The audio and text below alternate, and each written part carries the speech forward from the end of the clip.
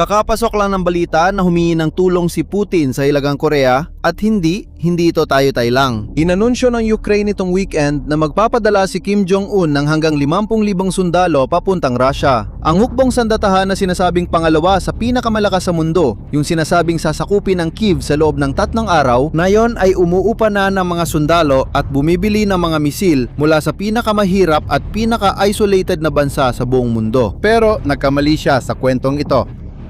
Isang pagkakamali na hindi na niya kayang itama dahil hindi pera ang ipinababayad ni Putin. Nagbabayad siya gamit ang isang bagay na kapag nawala sa kanya, hindi na ito maibabalik. Pakinggan mo ang sinabi ng presidente ng Ukraine. Ito ang unang beses na hindi nila kayang lumaban nang walang dagdag na puwersa mula sa Hilagang Korea. Ngayon, naghahanda sila maglagay ng panibagong grupo ng mga Koreano sa kanilang teritoryo. Nakakuha pa sila, isipin mo, ng karagdagang mga balistikong misil mula sa Hilagang Korea. At lahat ng tao sa mundo ay kailangan maintindihan kung ano ang ibig sabihin nito. At hindi lang ito tungkol sa buhay ng mga tao sa Ukraine. Hindi lang ito tungkol sa mga banta direkta sa amin. Ang mga balistikong misil ng Hilagang Korea at iba pa nilang armas ay napapapahusay dahil sa pakikipagtulungan nila sa Rusya. Ito ang unang pagkakataon na hindi kayang lumaban ang mga Ruso nang walang dagdag na puwersa mula sa Hilagang Korea. Unang beses ito pagkatapos ng 4 na taon ng digmaan. At tingnan mo ang pagkakaiba sa loob ng 2 taon. Hunyo ng 2024, bumaba si Putin sa Pyongyang ng madaling araw, may pulang karpet, guwardiya ng karangalan at larawan niya na nakasabit sa mga post sa buong lungsod. Naghihintay si Kim sa runway. Nagpasya lang dalawa gamit ang mamahaling kotse sa mga hardin ng palasyo. Habang nagmamaneho si Putin, natatawa si Kim sa upuan ng pasahero. Ang kotse, sa totoo lang, ay regalo. Regalo mula kay Putin. 2 taon matapos yon, bumibili siya ng gamit na missile mula sa parehong tao. At hindi ito magandang missile. Ipapakita ko sa iyo mismo kung ano ang nagagawa ng missile na ito. 30 ng Hulyo ngayong taon. Madaling araw pa noon sa isang baryo na tinatawag na Raduzhne, malapit sa Kryvyi Rih, sa gitna timog ng Ukraine. Hindi ito base militar, hindi ito pabrika, wala. Isa lang itong lugar kung saan nakatira ang mga tao. Isang balistikong missile ang bumagsak sa ibabaw ng isang bahay. Halos naglaho ang bahay. Walang natirang pader na nakatayo, walang natira kundi mga ladrilyo, basag na mga tisa ng bubong at mga kasangkapang nagkalat sa bakuran. Sa loob ng bahay na yon, may nakatirang pamilya na 10 ang miyembro at 3 doon ay mga bata. Tingnan mo ang pagkadesperado ng mga tao. Madaling araw ito, may usok, may apoy pa ring nasusunog sa likuran at mga kapitbahay ang unang dumating, naghuhukay gamit ang kanilang mga kamay dahil alam nila kung sino ang nasa ilalim nyon.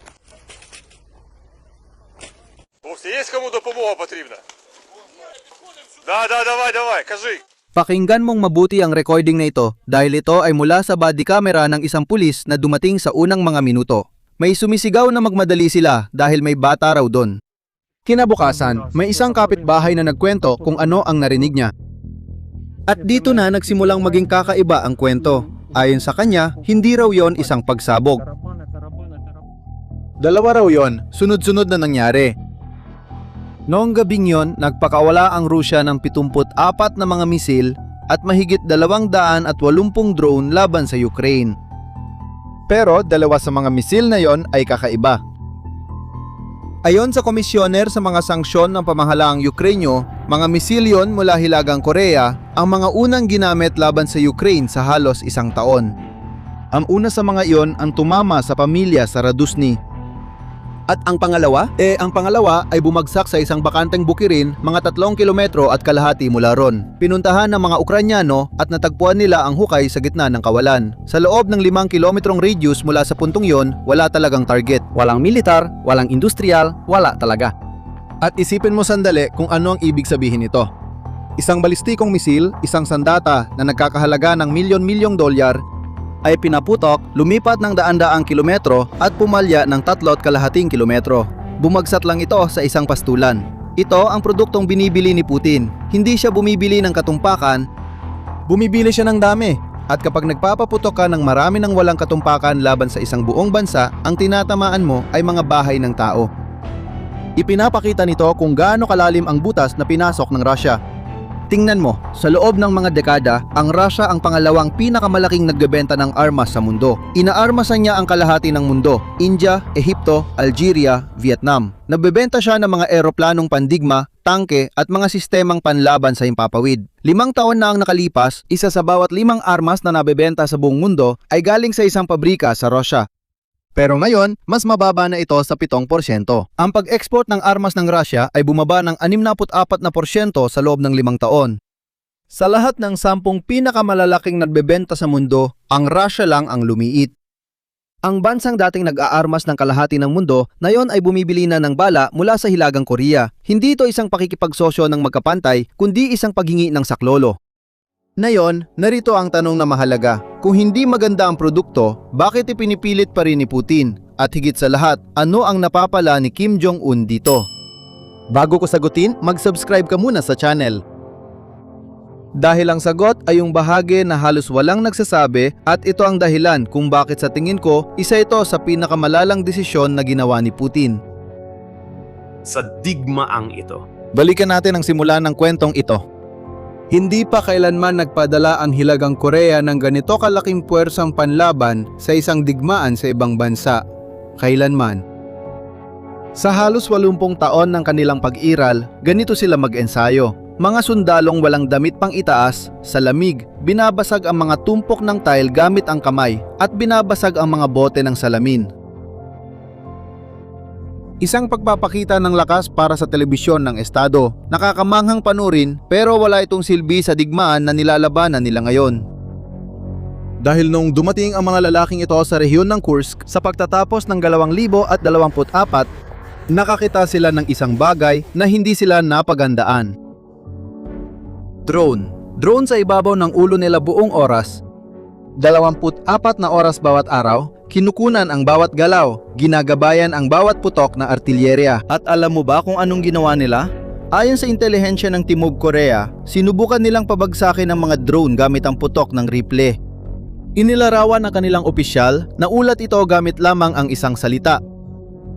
Walang silbi. Ang resulta ay isang masaker. Sinabi ng intelihensya ng Timog Korea na may 300 namatay at 2,700 na sugatan. Mas mataas pa ang pagtataya ng Ukraine at kanluran. Sinasabi nilang umabot sa 4,000 kaswalti mula sa 12,000 lalaking ipinadala. Isang katlo sa loob lamang ng ilang buwan. Tingnan mo kung anong klaseng pag-atake ang ginagawa nila. Ito ay tinatawag na human wave. Mga tao na tumatawid sa bukas na lupa ng naglalakad, walang kublihan, habang may drone na kumukuha ng video mula sa itaas. Taktika noong dekada 50 laban sa teknolohiya ng 2025. Kaya noong Pebrero noong nakaraang taon, nawala sila sa frontline ng ilang linggo. Ang dahilan? Nawala na sila ng masyadong maraming tao. At heto ang puntong nagbabago ng lahat. Ang mga nakaligtas ay bumalik sa kanilang mga tahanan. Tinataya ng mga analista na humigit kumulang 3,000 sundalong Hilagang Koreano na bumalik mula sa Rusya ay naging mga instruktor. Hindi na sila nakikipaglaban, nagtuturo na sila ngayon. Nasa loob sila ng mga kampo ng Hilagang Korea, ipinapaliwanag sa natitirang bahagi ng hukbo kung paano gamitin ang drone na pang-atake, kung paano gumagana ang taktika ng mga Ruso, kung paano ang isang digmaan na may elektronikong mata na laging nakatutok sa iyo sa lahat ng oras. Isang hukbong dekada ng nagsanay sa dilim ay kakatapos lang ng isang crash course. Binayaran ng dugo pero nagawa rin ito. At hindi itinatago ni Kim ang kanyang nakuha. Lumabas na siya sa telebisyon ng estado na nag-iinspeksyon ng mga attack drone, reconnaissance drone, suicide drone. Mga bagay na hindi kayang gawin ng Hilagang Korea mag-isa. At hindi lang sundalo ang binebenta niya. Dumarating sa Rusya ang mga buong brigada ng mga babaeng manggagawa mula Hilagang Korea para sa linya ng paggawa, pananahi, kusina, sakahan na may ipinangakong sahod na $6 kada oras. Nag-e-export si Kim ng tao, sundalo, manggagawa, lahat. Pero ang pinakamabigat na kabayaran, yung hindi kayang sukatin ng kahit sino, baka nasa ilalim ng dagat. Disyembre ng 2024, isang kargamentong barkong Ruso na tinatawag na Ursa Major ang tumatawid sa Mediterranean. Bigla na lang itong bumagal. Tinawagan ng mga Espanyol sa radyo. Sumagot ang barko na ayos lang sila. 24 na oras pagkatapos, bigla itong lumihis ng direksyon at nagpadala ng agarang tawag ng saklolo at lumubog ito. Ayon sa isang investigasyon ng CNN, ang katawan ng barko ay may butas na 50 sa 50 sentimetro at ang bakal sa paligid nito ay napaliko papaloob. O papalob. Pagkatapos ay sumunod ang 3 pagsabog, 2 tripulante ang namatay, 14 ang nailigtas na mga Kastila. At ang kapitang Ruso na nasa lupa na, ikinuwento niya sa mga investigador kung ano ang laman ng kargamento. 2 nuclear reactor, yung uring ginagamit sa mga submarino. Ang investigasyon ay nagpapalagay na ang kargamento ay papunta sa Hilagang Korea. At tingnan mo, ito ay palagay pa lang, hindi pa ito kumpirmadong katotohanan. Pero may isang bagay na hindi palagay lang. Pagkalubog ng barko, dumating agad ang mga sundalong Ruso ng marami. Pinagtabuyan nila ang lahat na manatili ng 2 milya ang layo at sinira nila ang mga labi ng barko. May isang tao na ayaw makarating ang kargamento sa destinasyon nito.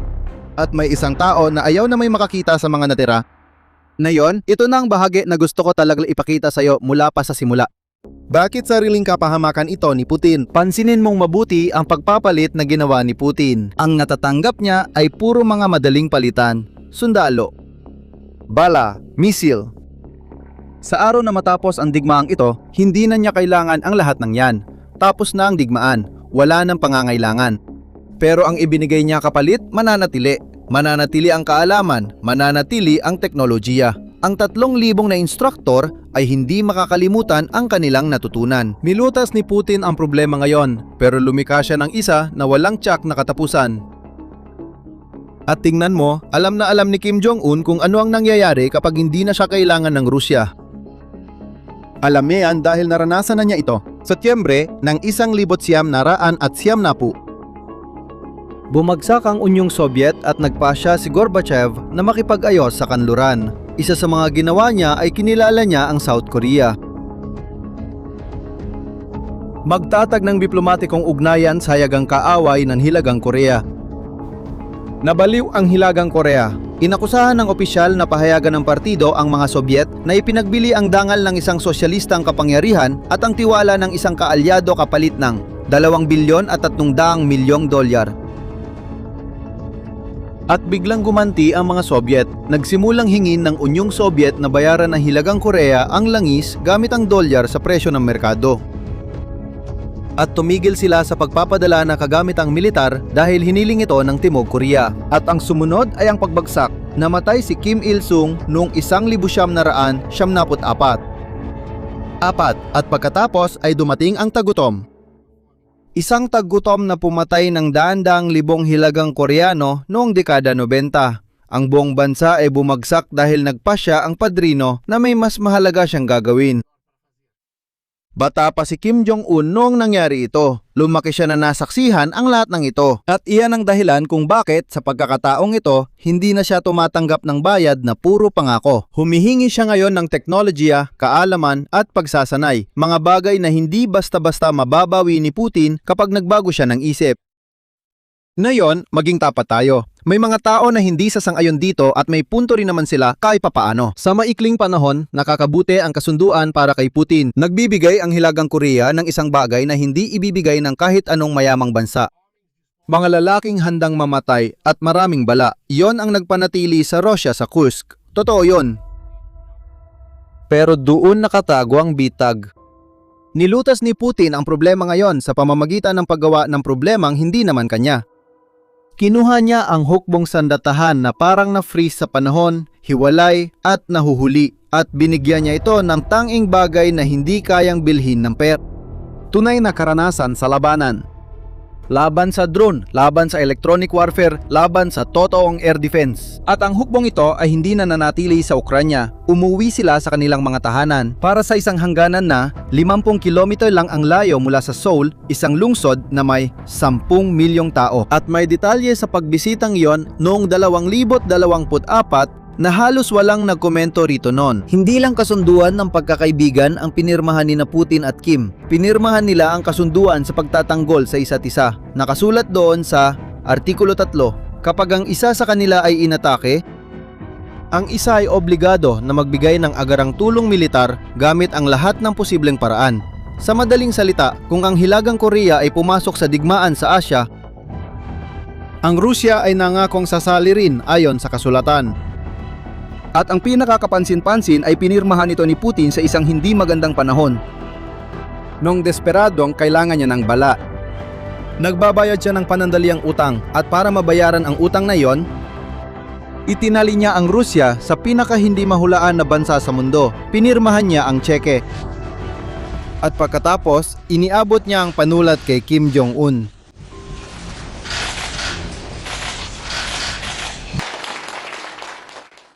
At hindi lang ang Timog Korea ang dapat mag-alala. Maganda ang pagkakasabi ni Zelensky. Habang mas maraming armas mula Hilagang Korea ang napupunta sa Ukraine, mas lalo nilang naitatama ang sarili nilang mga depekto at doon na nagsisimula ang lumalaki ang panganib para sa Japan, para sa Timog Korea at para sa Pilipinas. Mas maraming misil at sundalo, habang mas lalo nilang naitatama ang kanilang mga pagkukulang at kakulangan sa kaalaman, ayon dito, mas lalo ring lalaki ang panganib. Pagkatapos, para sa Japan, para sa Republika ng Korea, para sa Pilipinas at iba pang mga bansa sa reyon. Ang totoo, naging training ground ng Hilagang Korea ang Ukraine. At ang haharap sa resulta nito ay wala sa Europa, kundi nasa kabilang panig ng mundo. At may isang bagay na kailangan nating bantayan ngayon. Sa susunod na buwan, may nakatakdang high-level na pag-uusap ang Russia at Hilagang Korea kung saan nila itatakda kung eksakto kung ilang misil at ilang tauhan. Malaki ang ibig sabihin ng numerong iyon.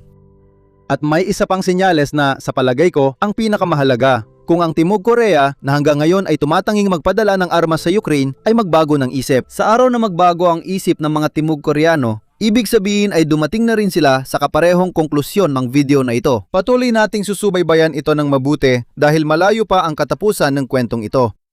Mag-subscribe ka sa channel at i-activate ang kampanilya para hindi mo ma-miss ang susunod. Hanggang sa muli!